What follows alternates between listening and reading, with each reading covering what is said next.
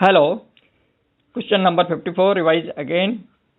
Calculate the voltage at point X, Y and Z from the given circuit. Solution: voltage at point X equal to Vx 5 volt DC, same as 5 volt DC volt battery, and voltage at point Z, Vz equal to 10 minus 5 ohm resistor multiplied by 1 ampere current, so this is equal to 5 volt DC, and voltage at point Y, Vy equal to 5 volt DC, because the voltage at point both X and Z 5 volt DC, no current flowing from X to Z, so voltage at center point Y, Vy equal to 5 volt DC.